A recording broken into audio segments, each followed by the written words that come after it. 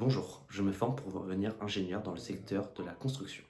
Dans cette vidéo, je vais vous expliquer comment je progresse dans cette voie et surtout comment je développe peu à peu des qualités humaines qui sont selon moi indispensables pour devenir un ingénieur communicant.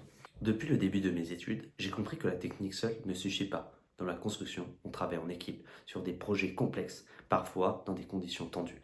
Il faut donc apprendre à bien communiquer, mais aussi à bien se connaître soi-même. Une des compétences que je travaille beaucoup, c'est la gestion du stress. C'est la capacité à rester utile et efficace même quand on est sous pression. Par exemple, lors d'un projet à rendre au groupe avec un délai très court, j'ai senti que la tension montait. Certains voulaient tout refaire, d'autres paniquaient.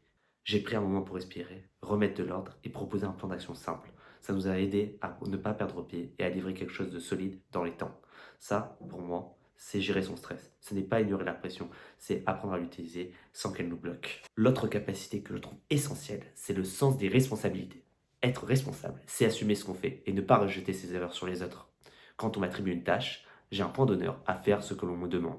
Je peux prendre, pour exemple, chaque projet que j'ai eu au cours de cette année. Dans le bâtiment, où la sécurité est un enjeu primordial, on ne peut pas faire les choses à moitié. Cette attitude est pour moi une base pour devenir un ingénieur fiable et à qui on peut faire confiance. Mon objectif professionnel, c'est de devenir un ingénieur capable de gérer à la fois les aspects techniques, humains et organisationnels d'un chantier.